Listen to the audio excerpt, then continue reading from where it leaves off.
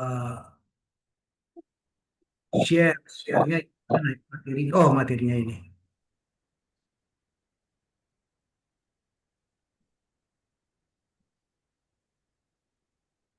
Nah, jadi Bu Willy udah pasti orang yang hebat, orang yang pasti patuh. Juga beliau kalau ditanya aslinya mana, mungkin bingung juga. Surabaya bisa, Purwokerto bisa, Bandung bisa, Jakarta bisa gitu ya. Jadi orang Nusantara lah, Bu Willy. Itu dia. Oke, mungkin sepenuhnya Bu Willy bisa membimbing kita untuk apa memiliki sebuah kewaspadaan tentang investasi bodong yang memang saat ini banyak sekali investasi-investasi yang nggak jelas. Kalau dulu bodong tuh kan udel gitu ya. Zaman dulu tuh oh, nggak ada bodongnya, nggak ada udelnya. Nah sekarang kalau investasi bodong tuh kok gimana bisa ada muncul istilah investasi bodong? Dan juga kalau ingin memperkenalkan Bu Willy lebih dalam, lebih luas, supaya teman-teman di sini juga pada kenal, monggo Bu Willy bisa dimulai. Ya, terima kasih Pak Mindi. Suara saya apakah bisa Mas, terdengar? bagus. Oke, baiklah. Ya, selamat malam Pak Mindi. Terima kasih banyak untuk kesempatannya. Selamat malam Pak Diki, Pak Sulaiman, Mbak Eka, Pak Erwin, Bu Marina, Pak Robertus, dan Pak Yono juga peserta lain yang mudah-mudahan bisa gabung gitu ya. Mungkin masih ada yang makan malam atau dan sebagainya. Ya seperti tadi sudah diperkenalkan, saya Willy Filosofia. Saya tuh kalau dibilang direktur kepatuhan kayaknya apa gitu ya, tukang bersih-bersih gitu aja lah gitu ya. Jadi kalau di kantor itu ada masalah, ada sesuatu yang nggak beres, ada komplain dari nasabah, dari para investor, yang ngurusin sampai ke pengadilan dan lain-lain itu saya orangnya. Padahal saya nggak berbuat, tapi saya harus bersihin kesalahannya orang. Nah, itulah intinya seperti itu. Nah, termasuk juga kenapa sih investasi bodong ini kok dibahas gitu ya? Karena kita itu sering lalai, Bapak Ibu sekalian. Karena kita tuh sudah memulai investasi bodong tuh dari lama sebenarnya. Eh, Salah satu yang paling gampang dan paling sering adalah itu kalau Lebaran, Sincia, atau Natalan gitu, kan itu suka ada angpaunya ya. Pak Mindi suka ngasih angpau nggak Pak? Atau Pak Diki, atau Bang Erwin tuh kalau suka ngasih angpau kan ya, ke anak-anak. Nah, ibunya tuh suka bilang gini, sini disimpan aja di mama gitu kan. Dan akhirnya tidak pernah kembali tuh uangnya. Itu namanya investasi bodong sebenarnya Pak. Gitu. Iming-iming, nggak balik lagi duitnya gitu. Jadi itu sebenarnya yang kita sudah sering hadapi dan itu adalah sebuah kesalahan gitu ya. Tapi kalau kita bicara investasi bodong, kita tidak akan pernah tahu kalau kita nggak tahu investasi itu apa. Bedanya sama nabung apa ya? Jadi kalau investasi itu adalah pengelolaan dana atau sumber dana lain untuk digunakan tujuannya untuk keuntungan di masa yang akan datang. Jadi ada jangka waktunya gitu. Kemudian juga eh, bagaimana cara investasi? Pasti harus ada modal, kemudian waktu. Nah, yang tidak pernah hampir jarang sekali diungkapkan adalah bahwa investasi itu ada resikonya. Semua investasi itu ada resikonya. Tidak ada bisnis apapun, investasi apapun yang tidak beresiko. Semua itu ada resikonya.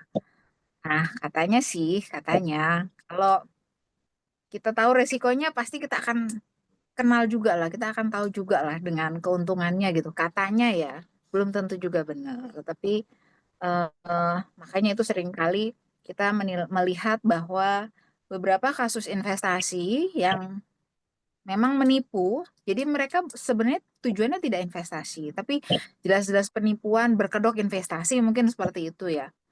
Itu banyak tertangkap, korbannya juga banyak, kerugiannya juga nggak kaleng-kaleng, tapi habis itu ganti baju ikut lagi gitu kan ya. Ada yang salah di mana gitu ya. Terutama kalau saya boleh cerita teman-teman di Jawa Timur itu kantong investasi bodongnya agak agak besar di situ.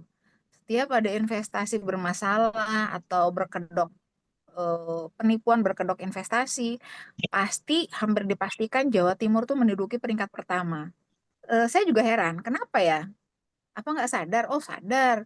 Nanti kalau udah nangis-nangis, udah heboh, udah merasa rugi, nangis-nangis dan lain-lain. Tapi kalau nanti ganti baju, ikut lagi. Nah, berarti kan ada sesuatu eh, yang tidak sampai ke masyarakat gitu loh, bahwa sosialisasi tentang investasi yang sehat itu tidak sampai begitu.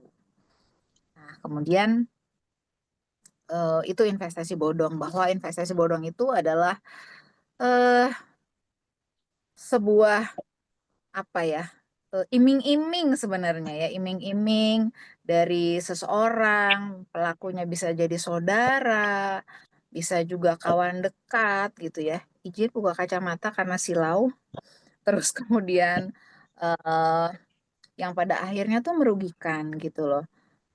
Cirinya apa aja sih gitu loh? Atau kenapa sih dia dibilang ilegal gitu? Yang jelas itu nggak ada izinnya. Wah, tapi tuh ada yang udah berdiri udah puluhan tahun aman-aman aja. Iya, tapi izinnya nggak ada. Oh, tapi itu koperasi loh. Koperasi itu aman sudah berkali-kali, tinggal tunggu waktu. Seperti mungkin Bapak Ibu sekalian pernah tahu dulu sempat ada koperasi ya, bahkan dia mendapatkan penghargaan koperasi terbaik se-Indonesia. KSB, Koperasi Sejahtera Bersama.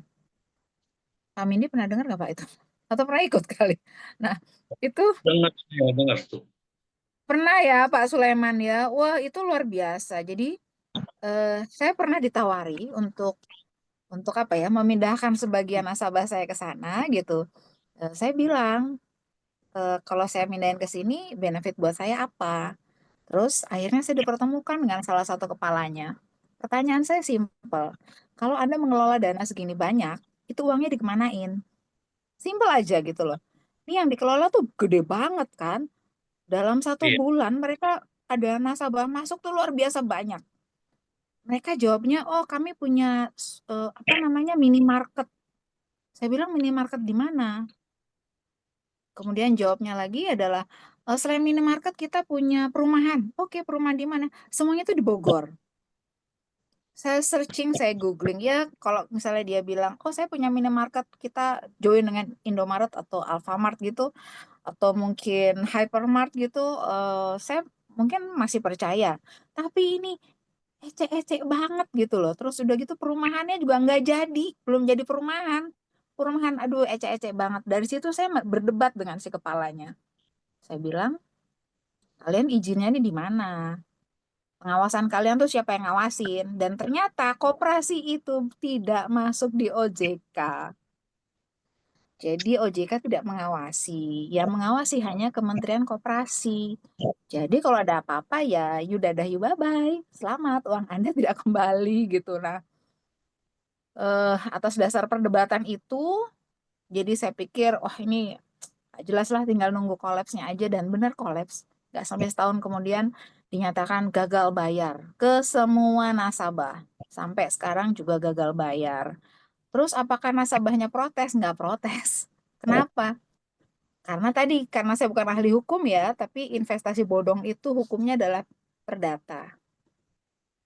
Jadi kalau si pelakunya bilang, oke saya kembalikan 1.000 sehari atau 1.000 sebulan, ya udah nggak jadi masalah gitu.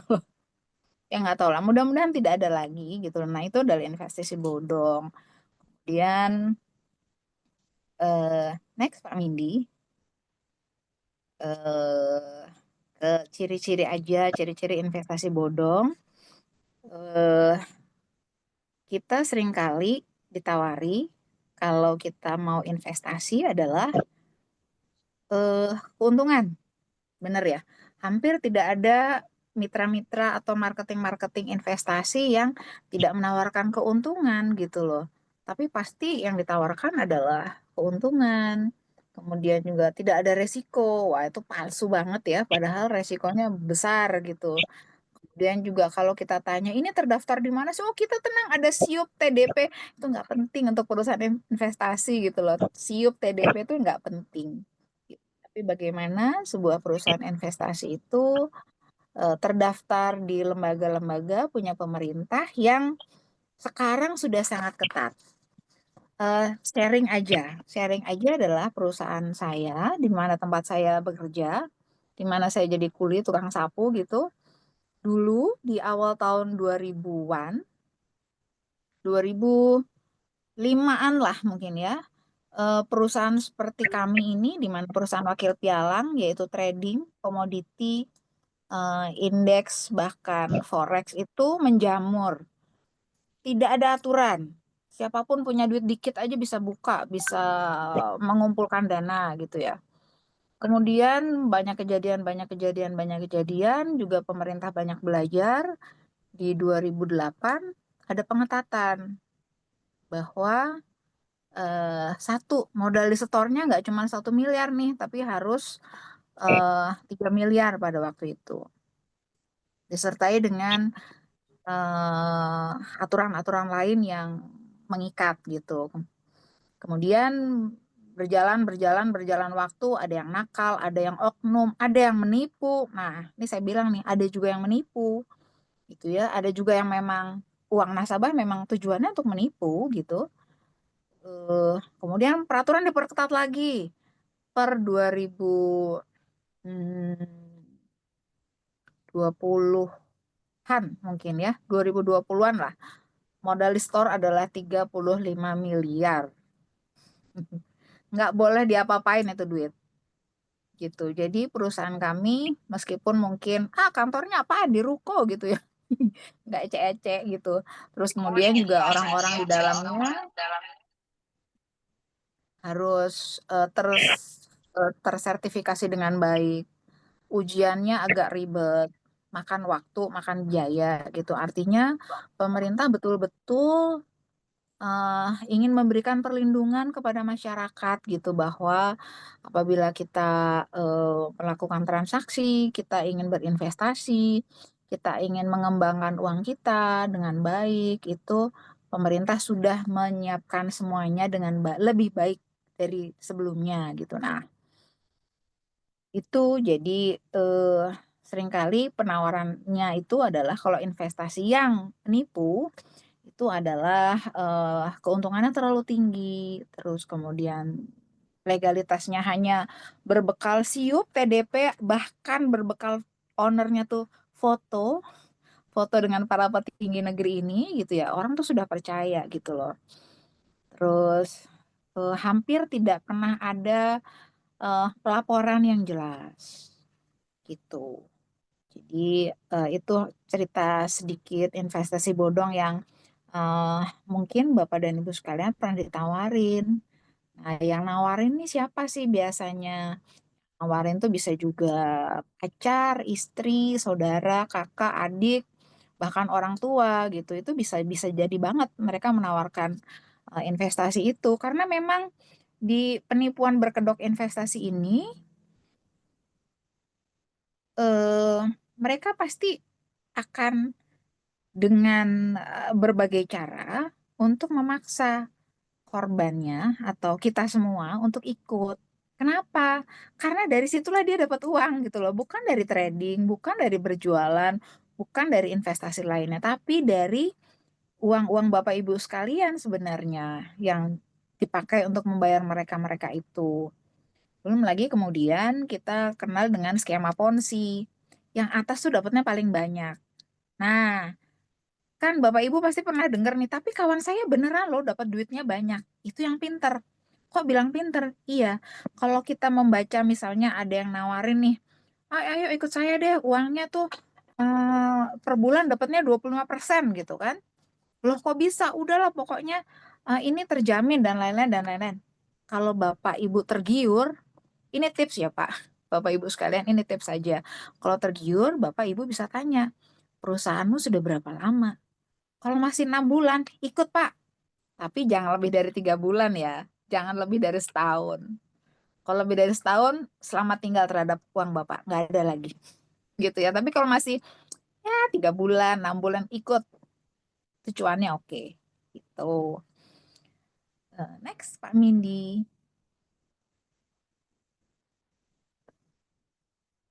Sinyal saya nih kayaknya kurang bagus ya. Amankah sinyalnya Pak Mindi? Aman ya Pak? Ya, kemudian eh, tadi ciri-ciri investasi bodong kita sudah bahas.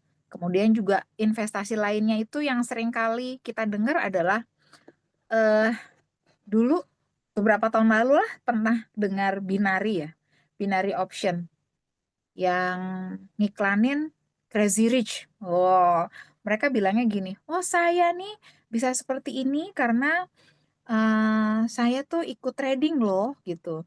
Saya trading binari loh, tanpa dia jelasin trading binari itu apa sih gitu.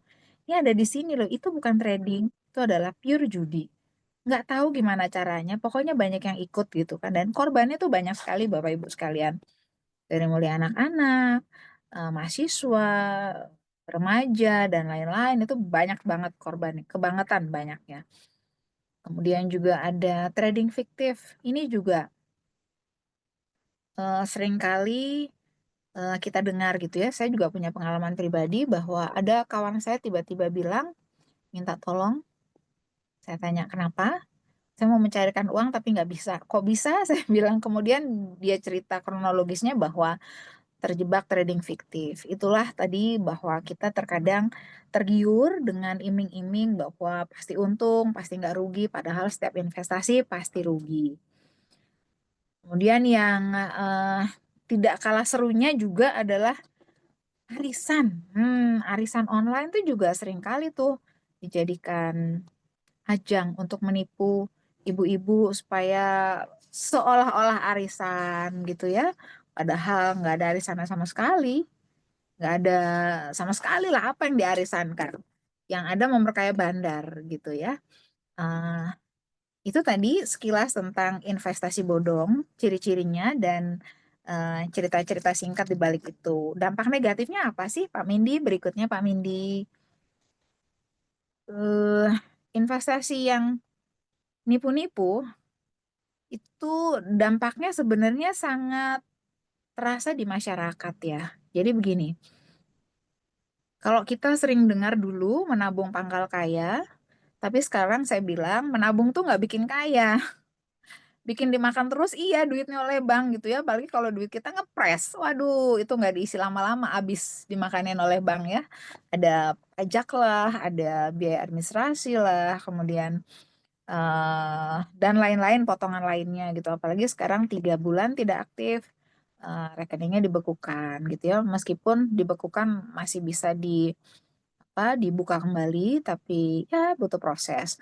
Nah, ini sangat berdampak terhadap orang-orang yang belajar berinvestasi, di mana uang dia cuma segitu-gitunya gitu kan. Nah, makanya investasi yang ideal adalah uang yang diinvestasikan tidak boleh uang yang dipergunakan untuk keperluan. Misalnya, saya punya dana untuk anak sekolah nih tahun depan. Udah deh, saya ikut investasi dulu deh. Nah, itu nggak bisa seperti itu. Jadi, uang yang diinvestasikan adalah betul-betul uang nganggur. Terus kalau uang saya sedikit nggak boleh investasi dong? Boleh dong. Siapa bilang nggak boleh? Sekarang itu banyak instrumen investasi yang modalnya cuma 500.000, cuma 300.000 gitu loh. Itu banyak banget. Bisa dipelajari, sangat-sangat bisa, sangat-sangat mudah asal kita mau tuh. Seperti kata Pak Mindi tadi, di sini adalah ajangnya ngobrol pinter. Nah, mungkin ke depan kita akan bahas investasi murah, meriah, tapi ada untungnya. Ya kalau investasinya kecil, untungnya jangan harapin banyak juga gitu kan. Tapi kan kita sudah berinvestasi gitu ya. Kemudian juga dampak lainnya adalah hubungan sosial yang rusak. Kalau yang nawarin pacar atau suami tuh apa nggak berantem ya? Piring terbang itu bisa-bisa, panci terbang, piring terbang, wah pacar bisa nggak disapa, diputusin gitu ya. Kalau yang nawarinnya saudara pasti jadi cerita seumur hidup ya kan? Kalau saudara kan nggak bisa putus ya, pacar bisa putus, suami istri bisa cerai. Nah, kalau saudara, wah berantem seumur hidup itu bakal jadi cerita anak cucu bahkan. Dulu uang uang bapak dibawa orang itu, waduh itu jadi cerita yang nggak bagus ya. Akhirnya hubungannya juga nggak bagus. Kemudian juga kepercayaan terhadap dunia investasi menurun. Nah, apabila kepercayaan terhadap dunia investasi menurun, maka yang terjadi adalah iklim investasi juga nggak akan bagus. Kalau iklim investasinya nggak akan bagus, dampaknya tuh banyak. Kalau orang nggak suka investasi, pasti duitnya nggak nambah-nambah. Kalau duitnya nggak nambah-nambah, kemiskinannya juga nggak kurang-kurang gitu loh. Sehingga kalau kita bilang, eh, ayo investasi, ya tapi yang benar dong investasinya. Jangan yang abal-abal gitu ya. Terus kalau kita bilang, eh, ayo kita eh, usaha apa? Oh, itu usaha bukan investasi gitu ya. Jadi investasi itu adalah seperti kita menanam pohon. Kita sebelum nanam pohon kita mikir nih, kita mau nanam pohon apa ya? Oh, saya mau pohon mangga. Oke, kita pilih bibitnya apa. Kemudian setelah kita dapat bibitnya, kita mikir ini bibit mangga mau ditanam di mana? Di pot kah, di tanah kah, atau di mana? Setelah ditanam juga kita harus tahu, ini harus dirawat, harus disiram, harus dikasih pupuk. Kena hama, rugi, meranggas. Wah, dipotong lah gitu kan. Tapi tetap harus dirawat. Artinya tetap kita tuh harus tahu gitu sampai kemudian si pohon ini berbunga dan berbuah. Itulah juga seperti investasi. Kalau kita mau investasi, kita harus tahu kita investasi apa, modalnya berapa, resikonya berapa, berapa lama waktunya dan apa keuntungannya. Dan bagaimana kalau kita kena resiko. Resiko itu misalnya begini Bapak Ibu sekalian. Kita investasi misalnya emas ya yang gampang aja ya. Emas kita bisa beli logam mulia atau nilai tukar emas yang kita perjualbelikan.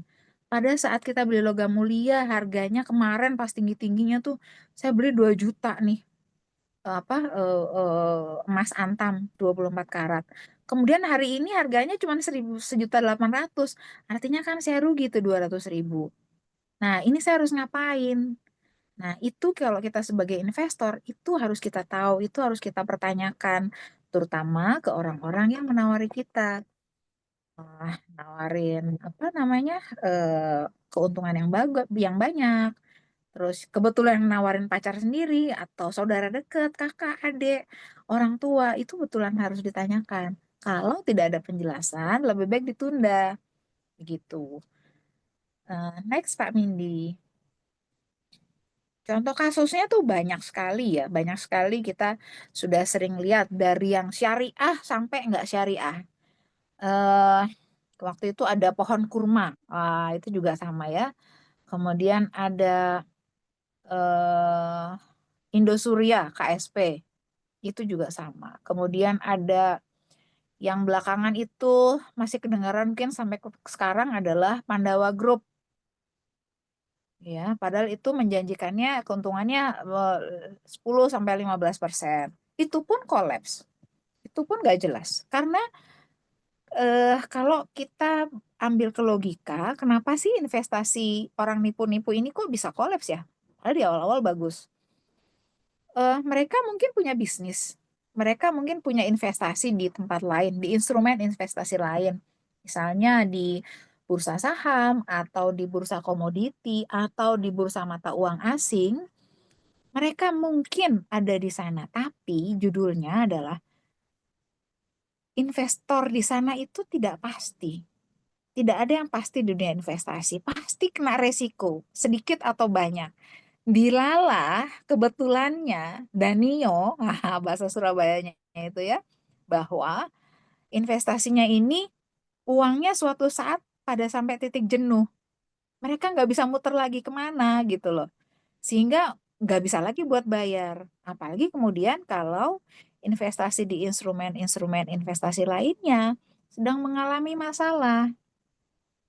Misalnya sedang kena resiko. Lagi enak-enaknya beli emas, toto emasnya turun ke bawah. Lagi enak-enaknya kita beli saham di Hong Kong, tahu-tahu misalnya HSBC menunjukkan laporan ekonomi yang nggak bagus. Jadi saham Hong Kongnya anjlok gitu. Nah, hal-hal seperti ini yang kadangkala menjadikan mereka itu tidak bisa bertahan. Apalagi yang memang tujuannya memang sudah ketahuan bahwa tujuannya adalah mereka ingin melakukan penipuan berkedok investasi aja begitu. Kemudian yang syariah nih, first travel.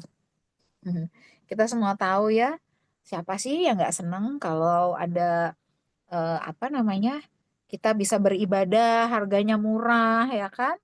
Diiming-imingin, terus kemudian, oh yang ikut udah banyak, yang ikut ada artis gitu ya. Orang berbondong-bondong, korbannya luar biasa banyak. Itu yang ngadu. Yang nggak ngadu jauh lebih banyak. Jadi Bapak Ibu sekalian, kalau ada misalnya penipuan, berkedok investasi, kemudian ditampilkan di TV, korbannya si A, si B, si C, si D, percayalah, korban yang tidak lapor itu banyak sekali. Wakeh soro, nah, bahasa Surabayanya gitu. Banyaknya luar biasa. Sehingga eh, kita sebenarnya harusnya punya awareness yang tinggi bahwa korban-korban investasi ini banyak sekali dan itu merugikan, sangat-sangat merugikan gitu. Terus next Pak Mindi, ah kalau gitu cara menghindarinya gimana dong gitu ya? Cara menghindarinya adalah yang pertama, simple, logik dan legal. Kalau yang ditawarkan tuh logik, masuk akal, boleh. Kemudian misalnya begini, contoh logik tuh begini. Kalau kita nyimpen deposito di bank atau kita punya ORI, obligasi Republik Indonesia, atau kita punya surat hutang negara, itu bunganya nggak lebih dari 7% per tahun. Artinya ya kalau sebulan nggak sampai 1% ya. 0, something something something gitulah. Nah, eh, ORI itu juga nggak besar-besar banget. Terus kalau ada yang itu padahal bank loh ya. Terus kalau ada yang menawarkan lebih, kita kan harus tanya dong, kok bisa ya? Kenapa begini ya? Kok agak nggak masuk akal ya gitu. Tapi misalnya lebihnya dikit nih, saya cuma menawarkan 10% per bulan misalnya. Oh buat apa ya? Gitu. Jadi satu yang harus kita lakukan adalah logik dulu. Terus yang kedua adalah legal. Nah kalau logik, oh iya logika nih. Dia punya bisnis online, penjualannya bagus, tapi dia butuh stok banyak gitu loh. Karena nih pembelinya makin banyak. Nah, sekarang ini kan seperti Bapak Ibu ketahui sekalian bahwa orang berjualan online itu hasilnya gila-gilaan. Gimana gak gila-gilaan ya? Bapak Ibu jam 1 melek lihat e-commerce, ada orang live. Pagi-pagi melek ada orang live juga. Malam-malam mau tidur masih live juga. Nah, artinya adalah sekarang ini orang berjualan nggak kenal waktu, kalau bisa 24 jam, 24 jam. Kalau bisa 8 hari dalam seminggu, 8 hari dalam seminggu tuh. Lebih-lebih malah. Sehingga penjualannya membutuhkan effort yang sangat tinggi dan persediaan stok barang yang banyak. Sehingga kalau ada yang menawarkan misalnya, oh ya saya berani deh ngasih 10%. Untuk apa? Kalau jawabannya masuk akal, misalnya saya buka jualan online lagi rame banget nih, skincare, misalnya penjualan saya per bulan sekian, sekali live saya dapatnya 100 juta gitu. Boleh. Tapi yang nomor dua adalah kita harus cek legalitas. Legalitasnya di mana kita ngecek? Jadi seluruh perusahaan investasi di Indonesia tanpa terkecuali itu terdaftar di OJK, Bapepti atau Bank Indonesia. Karena saat ini Bank Indonesia juga mengawasi seluruh perusahaan investasi yang melakukan transaksi terhadap mata uang. Sehingga seperti perusahaan saya dulu hanya terdaftar di Bapepti, tapi sekarang kami juga harus terdaftar di OJK, juga terdaftar di Bank Indonesia. Otomatis laporannya juga harus ke tiga lembaga tersebut. Saya harus laporan ke Bapepti, harus laporan ke OJK, juga saya harus laporan ke Bank Indonesia. Terus kemudian yang cara menghindari yang kedua adalah jangan percaya janji manis. Udah jelas nggak manis lah gitu ya. Orang nggak dikasih gula gitu kan, udah jelas nggak manis. Cuman iming-iming doang, ah udahlah abaikan aja kalau ada janji manis gitu. Yang tidak kalah penting adalah kalau kita mau investasi, kita harus tahu instrumen investasi kita tuh apa sih? Apakah bentuknya itu tanah, rumah, atau kemudian emas batangan dalam bentuk real batangan, atau kemudian saham, real saham, atau hanya nilai tukar. Nah, nilai tukar ini yang banyak sekali ya sekarang diperdagangkan seperti Di perusahaan saya juga kita tidak memperdagangkan real saham, tapi nilai tukar yang kita perdagangkan. Atau kita mau investasi di mata uang asing, kita mau beli apa namanya yen Jepang, kemudian kita simpen, atau mungkin juga pound sterling atau euro, bahkan itu nggak apa-apa, boleh-boleh aja. Yang jelas kita harus tahu kita mau investasi di mana. Kemudian yang sering kali lalai, bahkan saya bilang orang hampir tidak suka ya, membaca literasi keuangan. Hampir tidak pernah orang suka baca literasi keuangan. Saya nggak tahu tuh Pak Mindi, mungkin Pak Mindi tahu kenapa kok masyarakat ini males sekali kalau suruh baca literasi keuangan. Cobalah baca, apa sih keuntungannya beli saham, apa sih keuntungannya beli emas, apa sih keuntungannya beli apa gitu. Hampir tidak pernah. Bahkan untuk membaca mengatur keuangannya sendiri, hampir tidak mau. Bingung nggak? Gitu ya. Saya punya uang 10 juta. Saya ngatur nih gimana uang ini biar ada sisa. Itu nggak pernah. Jarang banget ada yang baca. Mereka lebih suka nonton gitu kan. Kalau Pak Mini bikin konten tentang keuangan tuh pasti yang nonton banyak. Karena mereka tidak suka baca, tapi suka nonton. Itu salah satu ciri orang Indonesia ternyata Pak. Jadi kenapa makanya YouTuber-YouTuber dari luar negeri ingin viewernya naik, bawalah nama Indonesia, pasti viewernya langsung naik berjuta-juta gitu loh. Karena apa? Kita tuh hobi banget nonton gitu ya. Kemudian next Pak Mindi, tips praktisnya terus gimana tuh kalau misalnya kita ingin investasi, tapi kita ingin cek legalitasnya tuh di mana sih? Gampang banget Bapak Ibu sekalian, kita kan semua punya smartphone gitu ya. Kita semua punya apa ini namanya? Bisa mengakses internet dimanapun gitu ya, bahkan di Pelalawan tuh dengan Pak Erwin yang lagi patroli gajah katanya malam ini itu masih bisa menggunakan internet ya. Jadi caranya adalah satu, kalau websitenya OJK adalah www.ojk.go.id.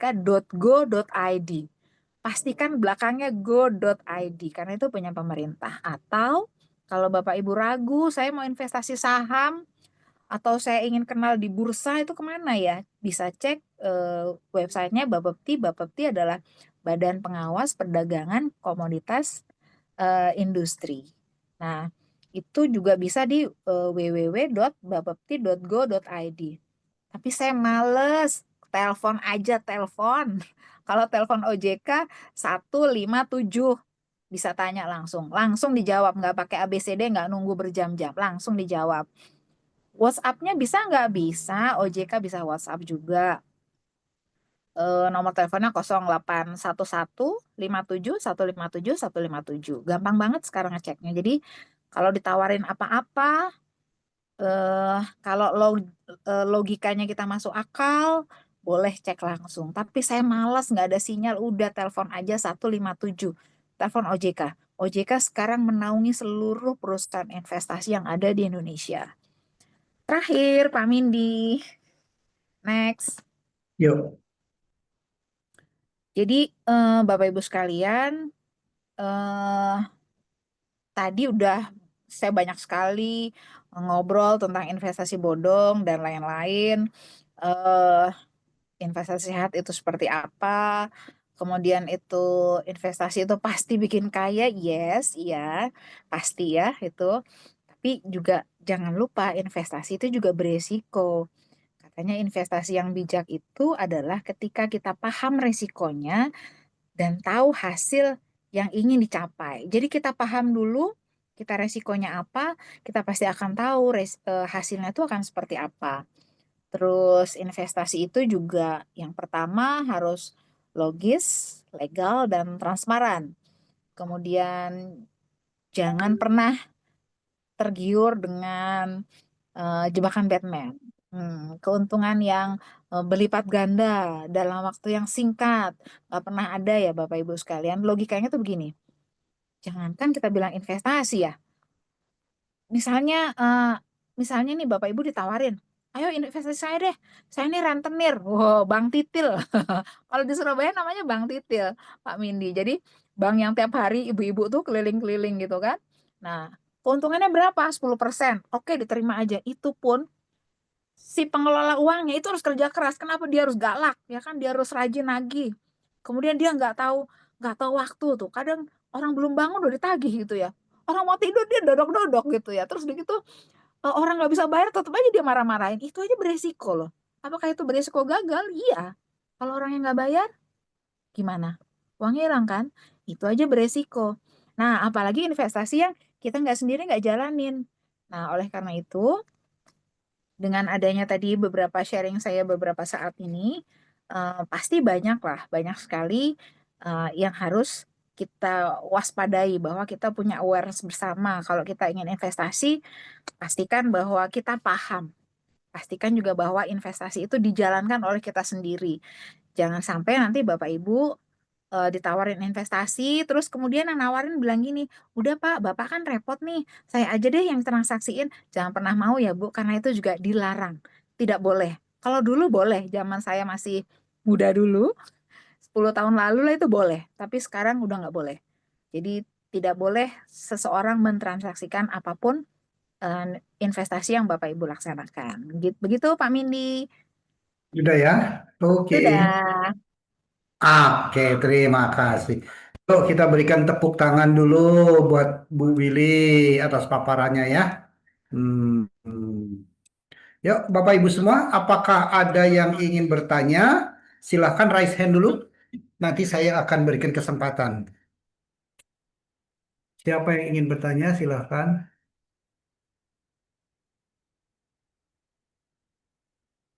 Atau mungkin ini Pak Mindi, Ya, saya boleh boleh cerita sedikit keburukan perusahaan futures ya.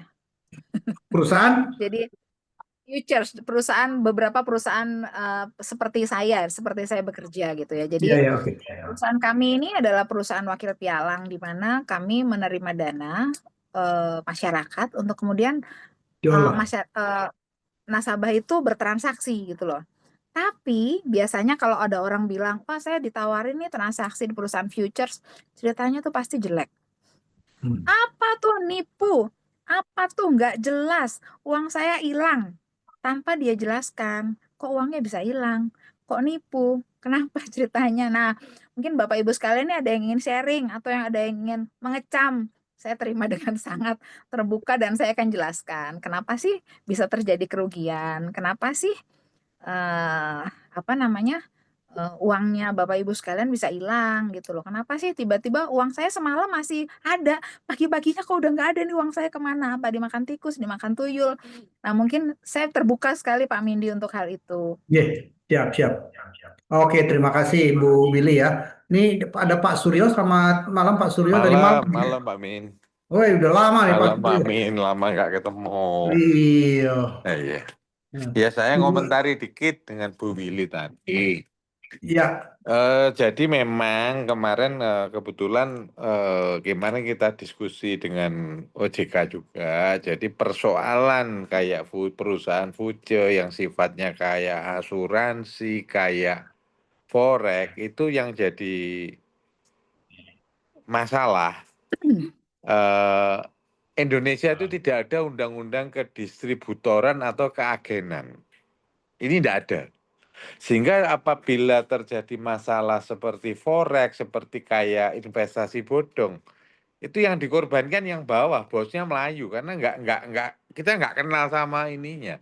Kayak contoh di Malang ada Wahyu Kenso, beberapa yang forex ini akhirnya jadi masalah yang jadi korban ya yang nomboi, yang istilahnya yang bermain. Nah, ini sebetulnya ini memang perlu diusulkan ke pemerintah bahwa kita harus perlu undang-undang distributor atau keagenan ini posisinya di mana sih? Yang nawarin di mana, bosnya di mana? Misalnya kita jual mobil, ternyata mobil ini cacat produksi gitu, misalnya.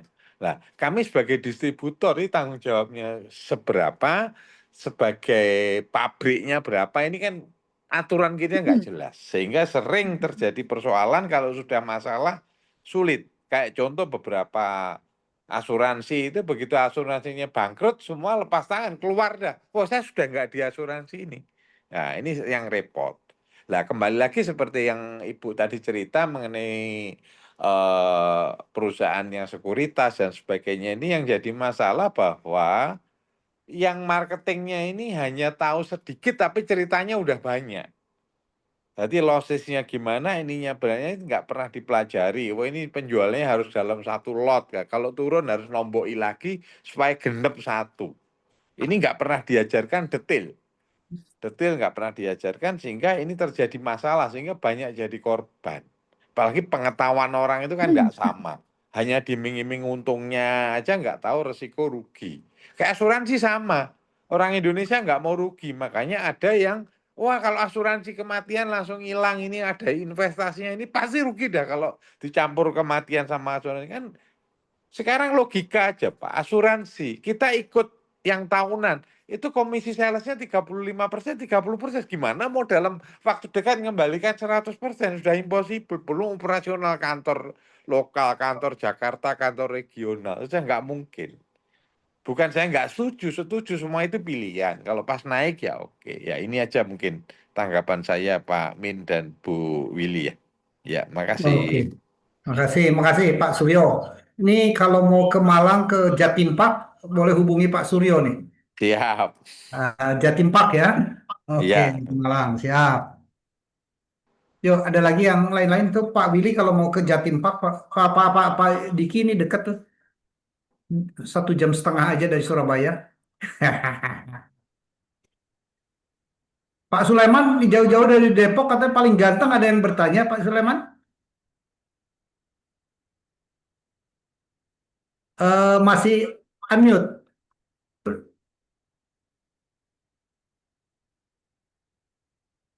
atau Pak ini Pak Yusuf Lukito, Bu Eka, Pak Ya, Handi nih, Pak Handi.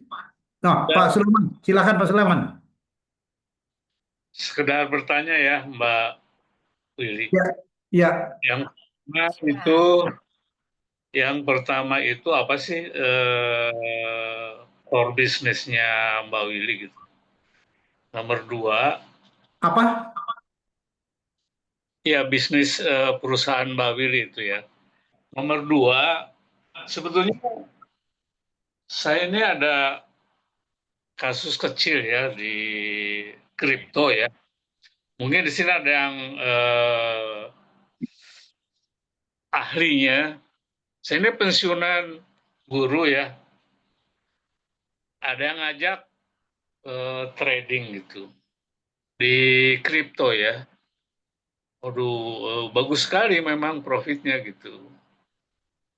Tetapi ada yang saya bisa pastikan bahwa grup ini sengaja membuat kesalahan menggoreng gitu, menggoreng apa ya pasar, ya kan? Mungkin ada yang pernah dengar paus dan lain-lain ya, paus hiu gitu. Saya itu bergabung dengan paus gitu. Eh,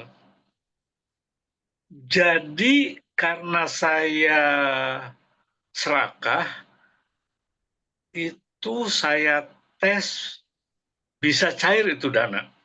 Saya tes $100 keluar kembali ke rekening di BCA ya. Tapi setelah sampai $25.000, nah di situ ada dari broker kali ya surat dari support bahwa Anda katanya memanipulasi pasar yang saya sama sekali nggak paham. Sehingga Anda didenda 10%. Jadi saya harus bayar berapa persen ya? Lupa lagi. 25%. 25% dari $25.000 itu kan $10.000 ya dari mana pensiunan? Ya, sampai sekarang macet. Akhirnya saya diturunin bisa denda 10%. Saya bilang saya ini awam, lalu saya nggak mungkin bisa bayar. Nah, sampai detik itu nggak bisa dicairkan karena saya belum bisa bayar 10%, yaitu sekitar 41 juta ya. Nah, padahal ya ini saya melanggar melanggar undang-undangnya Mbak Willy. Uang ini untuk uang kuliah anak saya S2 gitu loh. Jadi sekarang itu mati langkah. Atur nuhun, wassalamualaikum warahmatullahi wabarakatuh. Itu pernyataan atau pertanyaan, Pak Leman? Gimana, Pertanyaan Mas? plus. Pertanyaan atau pernyataan? Ya sebetulnya yang nomor 2 sebetulnya someone advice gitu. Apakah saya bayar itu dendanya? Kalau saya bayar denda, apakah pasti itu bisa cair? Yang Nah, buat oke. Ya, itu siap. tadi. Oke. Bu Willy mungkin bisa dibantu dijawab, Pak Sulaiman, biar Ya, terganteng nanti. saya jawab Pak. Yang pertama dulu tadi Pak. Pak Ya, Suryo, tolong Suryo Widodo. kalau misalnya Pak Suryo. Ya, dicarikan saya ke Mbak Willy. siap. Pak Suryo, ya. Pak gini, memang eh, di perusahaan seperti kami ada namanya back office dan ada namanya mitra. Mitra ini adalah nama lainnya marketing gitu ya. Karena kok namanya nggak marketing? Karena peraturannya adalah yang boleh berhubungan dengan nasabah itu hanya wakil pialang. Tapi kan kalau wakil pialangnya cuma 10, nasabahnya 100, gempor juga ya Pak ya. Akhirnya butuh marketing. Kemudian marketing ini tidak digaji. Dia biasanya itu dapat komisi dari trading nasabah. Trading nasabah itu setiap transaksi itu akan dikenakan biaya komisi. Nah, itu biasanya komisinya dibalikan kembali ke marketing. Nah, di sini muncul gitu kan.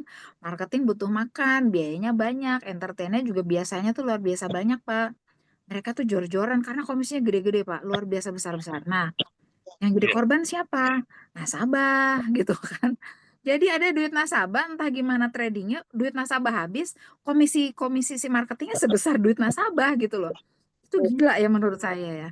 Nah, regulasinya bagaimana? Nah, regulasinya kami dari back office itu tidak tahu menau bagaimana mereka transaksi. Itu yang pertama. Yang kedua adalah jadi kami itu seperti seperti apa ya? Seperti tenan di dalam mall. Orang boleh masuk ke tenan kami, boleh belanja silahkan. Resiko tanggung sendiri, itulah makanya di awal sekali pada saat seorang investor ingin bertransaksi, itu ada pernyataan yang harus dibaca bahwa satu, tidak boleh memberikan login dan password ke siapapun termasuk ke marketing, apalagi ke marketing. Dua, tidak boleh menerima janji-janji fixed income. Pak, udah deh saya transaksiin aja, Bapak tahu beres aja terima segini tuh nggak boleh, dilarang. Terus tiga, nggak boleh ada perjanjian. Aduh, saya mau janjian aja deh sama marketingnya. Udah kamu apa kalau untung kamu 20%, 80% saya. Kalau rugi juga gitu, kamu nanggung 20% itu nggak boleh gitu ya. Empat adalah transaksi tersebut harus dilakukan sendiri, jadi tidak boleh diwakilkan. Itu semua peraturannya tertulis dan kami dari back office itu sudah melengkapinya selengkap mungkin. Nah, sehingga kalau terjadi nih, waduh saya amsyong nih, duit saya habis gitu ya. Kejarlah tuh marketing gitu kan. Marketingnya udah nggak di situ, kejarlah kantornya. Laporin ke Bapepti gitu kan. Bikin laporan tertulis. Kami juga kemarin habis dapat laporan sih, Pak. Eh, ya kami hanya bisa memediasi dan biar rata-rata mereka adalah korbannya sih tadi itu janji manisnya marketing gitu loh. Nah, terus biar bisa gimana? Di awal sebelum apa namanya nasabah itu bergabung ada kewajiban untuk melakukan demo akun gitu loh. Demo itu tujuannya buat apa? Demo tuh nggak ada uangnya, tapi kita belajar buy sell, sell buy. Oh ini saya rugi ternyata. Tapi rata-rata itu dia Pak, karena tadi ya. si apa dari nasabah juga ingin cepet-cepetan gitu ya, ingin apa sesegera mungkin. Sementara dari marketingnya juga ingin cepet-cepetan dapat duit, sehingga demonya kadang-kadang hanya ya formalitas gitu loh. Apalagi untuk nasabah-nasabah yang baru yang sama sekali belum kenal bahwa di futures ada istilah cacing-cacing naga-naga. Kalau bagus posisinya memang bagus, tapi kalau nggak bagus bisa jadi nol bahkan minus, tapi itu semua ada caranya gitu loh Pak. Itu jarang sekali di apa namanya diungkapkan oleh atau di-sharingkan oleh marketing bahwa apabila nanti Bapak Ibu kena resiko dananya berkurang 20%, ini yang akan dilakukan. Itu hampir tidak ada. Yang ada adalah, Pak dana Bapak kurang nih, udah Bapak top up lagi deh. Nah itu terus menerus sehingga uang Bapak tergerus dan habis akhirnya gitu. Jadi yang sudah pernah saya lakukan adalah kami menjembatani pertikaian tersebut, kemudian saya tawarkan, gimana kalau marketingnya gantiin? Gantinya gimana? Komisinya dia dikasihkan ke nasabah. Ya, alhamdulillah nasabahnya cukup legowo gitu ya, cukup bisa nerima karena itu juga dia sadar bahwa itu kesalahannya dia gitu. Tapi saya rasa kalau bukan kesalahannya dia pasti marah-marah luar biasa lah gitu. Gitu ya Pak. Kemudian untuk Pak Sulaiman paling ganteng se-Depok. Pak, boleh tahu perusahaannya apa Pak? Legal nggak tuh? Kok kalau dengar dari ceritanya kayaknya ilegal ya? Foto dari luar negeri, Nah, TOB. itu ya betul. Itu satu perusahaan tersebut ilegal. Bapak dimasukkan ke grupnya grup Telegram ya? Grup Telegram kemudian pindah ke grup WA. Itu nomor dua. Setiap perusahaan yang memasukkan investor ke Telegram sudah dipastikan mereka adalah ilegal. Kemudian Bapak pernah nariknya berapa kali? Sekali? Saya hanya ngetes saja, kan udah profit nih Maya, lumayan profitnya. Untuk mengetes apakah ini benar atau tidak, jadi saya kan tes 2 kali, $100 Oke. cair ya, $100 cair. Nah, karena saya serakah, wah kalau ini profit Tambahin. saya tarik, ya saya tumpukin kan semakin besar modalnya kan semakin besar juga Mbak itunya profitnya ya. Nah, saya Betul. pikir nanti kalau sudah 1 M saya tarik gitu kan, paling sebulan lagi gitu kan, dilihat tadi akselerasinya ya. Nah, Ya, begitu sampai 400 ya $25.000 itu udah terjadi gitu. Jadi emang ini grup saya ini memper apa namanya merencanakan sebuah manipulasi pasar sehingga seluruh anggota yang bego yang tidak menarik dana itu kena denda sebesar ya. 25%. Nah, ketika nggak bisa bayar denda 25%, ya udah Duitnya nggak bisa keluar. kan jadi dibekukan itunya apa namanya akunnya. Ini statusnya seperti ini sekarang ini.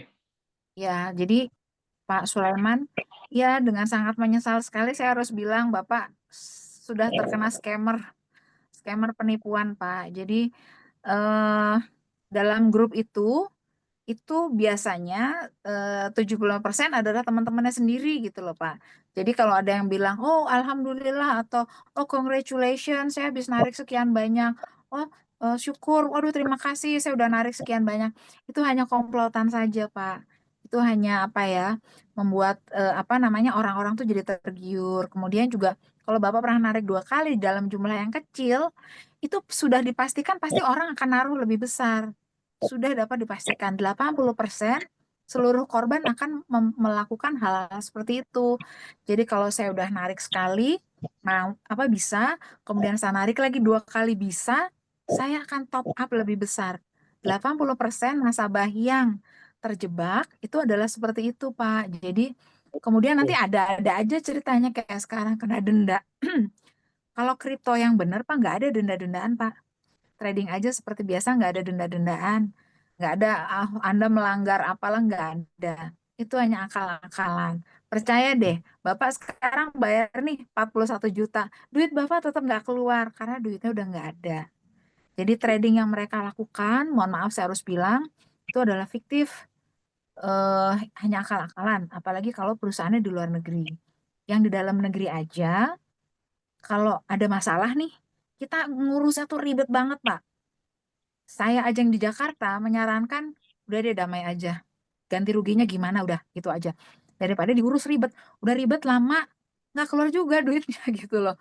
Kan sayang gitu ya. Apalagi Oke. kalau ini perusahaannya di luar negeri. Waduh, sayang banget gitu, Pak. Gitu. Mohon maaf Oke. ya Pak Sulaiman, saya boleh jawab begitu. Kemudian ada di chat dari Pak Oh, Pak Hendy. ada chat ya. Oke, mungkin apakah Ya, Bu Willy, apakah sasarannya khusus orang-orang yang ganteng itu yang disasar tuh? kayaknya iya Pak. Jadi tar dulu, saya coba lihat dulu nih ada teman saya nggak nih yang sempat nanya. Jadi saya punya teman Pak, ini teman kecil saya gitu loh, tetangga saya dulu di Bandung. Terus setelah bertahun-tahun kita akhirnya ngobrol gitu kan. Ngobrol ketemu itu di forum apa ya? Oh, di forum ada grup WA tetanggaan gitu. Terus ngobrol. Oh, si A, si B, si C ngobrol. Kebetulan ini tidak menyinggung Pak Diki ya, tapi ini angkatan laut. Dia kolonel, sudah kolonel. Terus tiba-tiba dia nelpon saya berkali-kali. Saya bingung kan. Ngapain sini tumben? Jarang-jarang banget nih orang WA gitu. Tiba-tiba kok nelpon. Sampai dia bilang, tolong angkat teleponnya, saya mau cerita katanya. Waduh, kaget saya. Giliran saya tanya, ada apa memangnya? Terus dia tanya, saya tuh ada masalah. Oke, masalah apa? Pertanyaan dia cuma nanya gini, kamu bisa nggak ngeluarin uang? Uang dari mana? Dari perusahaan. Perusahaan apa?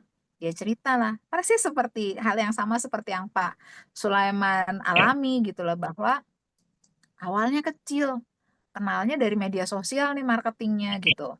Saya tanya, pernah ketemu nggak sama marketingnya? Nggak pernah. Oke, pernah video call nggak? Pernah.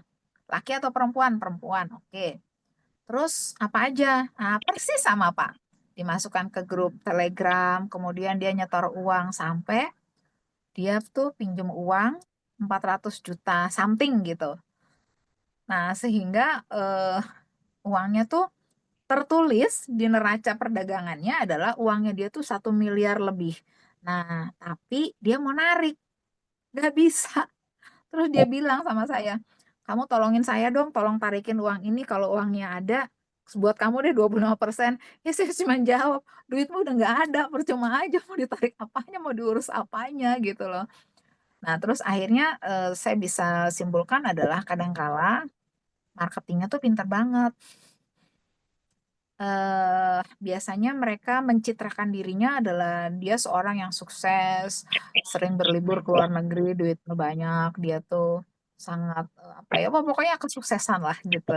Sehingga orang pasti lebih tertarik kan daripada yang nawarin nggak punya apa-apa gitu. Pasti orang lebih tertarik kalau, wih, iya orang itu sukses, saya ikut deh gitu. Gitu Pak Mindi. Iya, Kebanyakan oke, sih oke. menyasar orang orang ganteng sih.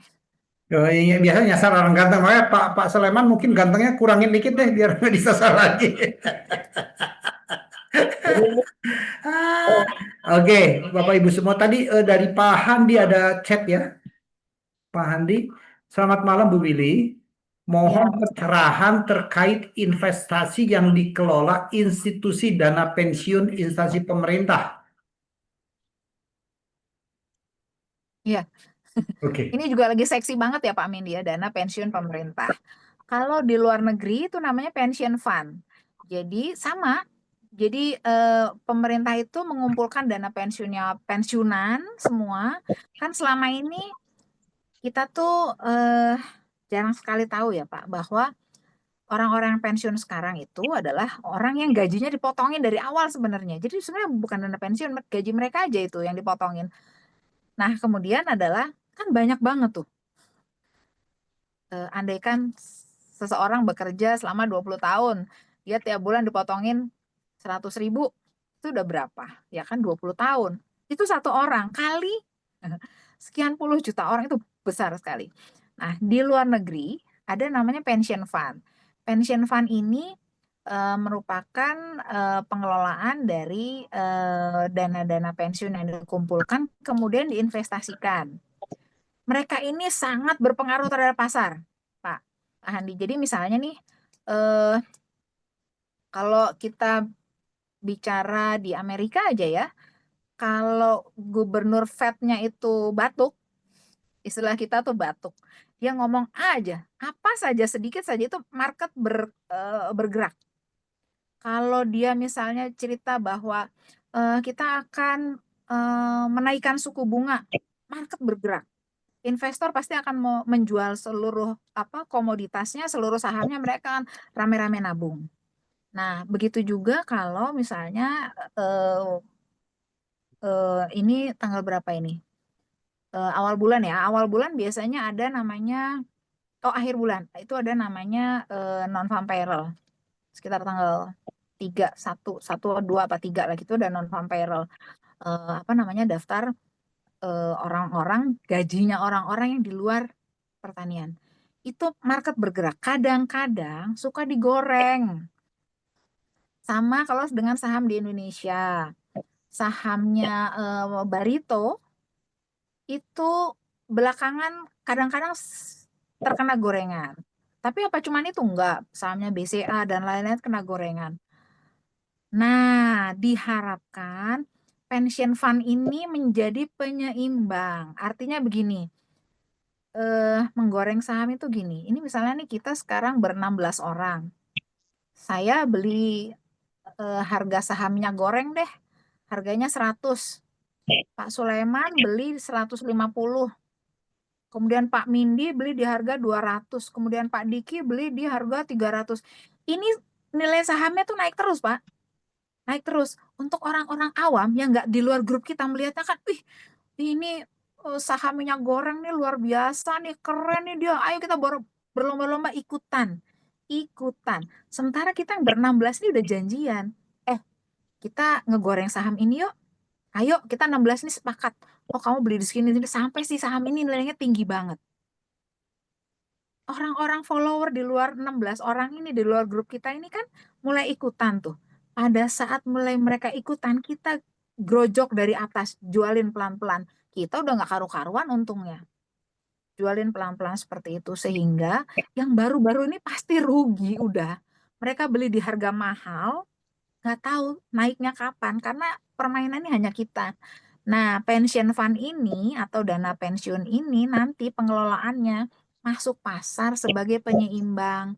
Sehingga tukang-tukang gorengan, grup-grup gorengan tuh, para kapitalis yang dananya tuh kalau bahasa saya uangnya tuh nggak ada serinya, itu nggak semena-mena. Sehingga tidak terjadi ketimpangan dan goyah di dalam negeri gitu loh. Itu sebenarnya fungsinya, Pak. Nah, tinggal nanti bagaimana transparansi mereka membeli saham apa saja, jangan sampai juga mereka zong gitu kan. Gitu. Oke, udah terjawab ya. Semoga. Oh, ini Pak Handi masih ada pertanyaannya. Lagi. Pak Handi pertanyaannya sih satu, Bu Willy, cuman AB. Satu A, satu B. Nggak apa-apa.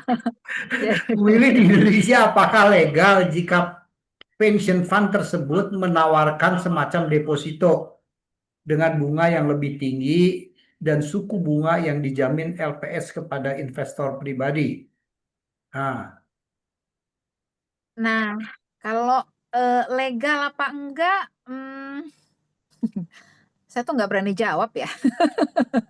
Jadi gini, legal apa enggak itu bisa dicek satu, kalau mereka menawarkan misalnya ditawarkannya kalau boleh tahu berapa Pak? 10, Pak 15%? Andi boleh dijawab, ditawarkan berapa? Berapa persen bunganya? Pak Andi. 10%. Ya, jadi kalau misalnya ditawarkan 10%, kalau Bapak rasa jangka waktunya itu masuk akal, maksudnya gini Pak, 10% tapi per 3 bulanan gitu ya, atau 10% tapi per 6 bulanan aja, itu monggo-monggo aja nggak apa-apa. Tapi Pak Andi juga harus tanya bahwa resikonya apa sih gitu loh, tetap harus ditanya Pak, resikonya apa gitu loh. Karena ini kan juga masih pension fund-nya Indonesia ini kan masih baru ya, masih unyu-unyu gitu ya. Jadi tetap harus ditanyakan Pak, resikonya apa? Tapi Gitu. biasanya Jadi orang marketing kayak begitu tanya risikonya apa? Oh, nggak ada risiko gitu kan, selalu jawab. ya betul. Deposito di bank aja nggak ada risiko, iya itu bank gitu kan, gitu. Itu pun Oke. beresiko ya.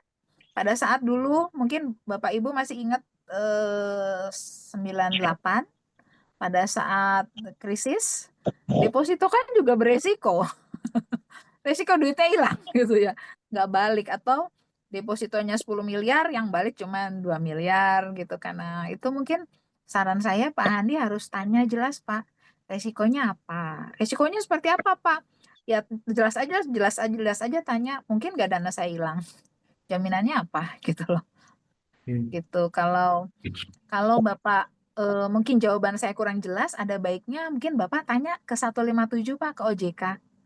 Karena biasanya orang-orang OJK punya jawaban yang lebih pasti, karena ini terkait dengan legalitas ya, dengan apa namanya, produk sebuah perusahaan gitu Pak. Oke, baik ya. Bu Willy, apakah pemerintah tidak bisa mendeteksi terhadap pelaku-pelaku investasi bodong ini, Bu? Kira-kira, apa nggak ada instrumen? Eh, Kalau saya sih berpikir gini ya, eh deteksi itu misalnya sudah loh Pak. Sekarang kan gini, kita itu kan dalam transaksi keuangan, apalagi kalau misalnya tiba-tiba nih saya buka rekening misalnya kan di sebuah bank. Kan pertanyaannya banyak tuh ya. Lebih dari 100 juta aja pertanyaannya tuh banyak banget Pak. Ini sumber uangnya dari mana dan lain-lain. Apalagi kemudian rekening saya itu jadi gendut, gede banget gitu ya. Itu pasti harusnya terdeteksi. PPATK itu sangat-sangat apa ya, jeli sekali Pak. Orang transaksi layer keempat aja itu bisa ketahuan loh Pak. Saya misalnya korupsi ya Pak ya, taruhlah saya korupsi ya, kemudian uang korupsi saya nggak saya simpan, nggak saya alirkan di suami, apa anak atau keluarga kakak, nggak saya alirkan ke situ, ke teman-teman saya yang layer keempat. Teman saya punya saudara, saudaranya punya anak, itu aja ketahuan Pak.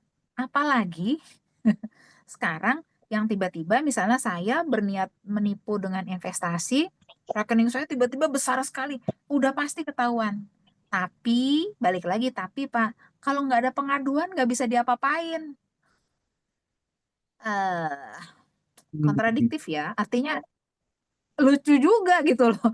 Udah tahu nggak bisa bertindak kan lucu juga Pak. Aliran dananya ketahuan, uangnya tuh berjejak, tapi nggak bisa ngapa-ngapain. Tidak Oh, bisa juga dibekukan, kecuali sudah ada pengaduan nih dari masyarakat, ada pengaduan, ada penyelidikan, ada bla bla bla bla bla bla. Sehingga polisi bilang, wah tersangka, dibekukan rekeningnya. Rekening yang dibekukan biasanya duitnya udah tinggal dikit. oke. Jadi ini sama dengan bahwa orang korupsi itu belum tentu disebut koruptor gitu kalau belum ketangkep gitu loh. Kira-kira begitu lah. Kalau udah ketangkep baru disebut koruptor. Padahal dia udah korupsi. Ya, Nggak, jadi investasi bodong itu tidak dianggap bodong sebelum sebelum ketangkep, kira-kira begitulah ya. Baik, satu poin. Mungkin betul. waktu yang Bahkan kadang-kadang pemilik, orang-orang yang di dalamnya dikasih tahu, Pak, kita kasih warning aja nih. Janganlah sampai mereka tertipu ya. Pada saat mereka belum tertipu, saya suka bilang hati-hati, begana begono. Wah, lebih memilih berantem dia, Pak. oke, oke. Bu Bu Willy, mungkin kalau teman-teman ingin memperdalam, kira-kira apakah ada nggak sekolah-sekolah untuk belajar berinvestasi gitu? Apa harus learning by doing, ketipu dulu baru belajar gitu ya? Baru belajar. Sebaiknya belum ketipu dulu baru belajar. Jadi Ada banyak ya? buku-buku, Pak. Ada buku, ada saluran YouTube, bagaimana kita mau trading di awal, bagaimana membaca grafik, Oke. bagaimana kita menggunakan indikator. Ada yang berbayar, ada yang enggak. Ada yang kursus pribadi, bahkan dari luar negeri juga banyak lah yang Oke. memberikan kursus itu. Tapi eh, yang perlu saya garis bawahi adalah dimanapun itu, yang jelas sebelum kita melakukan investasi apapun bentuknya, itu kita cari tahu dulu. Jangan kita nyebur baru cari tahu, tapi cari tahu dulu baru kita masuk ke dalam investasi tersebut, gitu Pak. Oke, ya inilah budaya orang Indonesia, makan obat dulu baru baru lihat-lihat aturannya gitu. Kebanyakan nih obatnya. Karena orang Indonesia begitu, makan dulu begitu lihatnya salah gitu. Ini orang Indonesia. Makanya jidat jadi rontok nih saya nih. Oke, Bapak Ibu semua, terima kasih atas kebersamaan dengan kita. Bu Willy, terima kasih very much ya. Thank you very much atas Sama-sama, Pak. semoga ini bukan semoga lah, saya yakin ini sebagai pencerahan yang luar biasa, sehingga yang hadir di sini saya yakin lah akan lebih bisa ekstra hati-hati agar tidak menjadi apa sasaran empuk para para apa investor investasi yang dan tanda petik bodong ini. Dengan kata lain tadi ada satu kata kunci perlu logis gitu ya. Logis dan fact, artinya logis itu ketika high profit pasti ada high risk gitu ya, kira-kira begitu ya. Ketika menawarkan keuntungan bunga yang berlebihan pasti ada risiko di situ Aku juga. Kartanegara bentar dicari yang Oke. pabrik. Baik, selamat malam Bapak Ibu semua. Terima kasih. Mungkin ada keyword, Bu Willy, keyword saja buat teman-teman semua di sini. Pesan-pesan lah Keywordnya kira-kira. adalah keywordnya tadi udah disebutin Pak, bahwa investasi itu hanya ada dua, adalah logis dan legal. Di luar itu nggak ada lagi. Oke, logis dan legal ya. Bendiku Double L ya. suaranya Jangan double L4 ya, lu lagi ya. L2 aja, logis dan legal. Oke, Bapak Ibu semua, boleh tepuk tangan buat Bu Willy. Terima kasih ya. Boleh kasih jempol Terima juga. kasih banyak. Oke, Pak Handi udah lama nggak ketemu. Pak Yusuf Rukito juga. Oke, saya close ya. Terima kasih banyak Pak. Terima kasih. Yuk.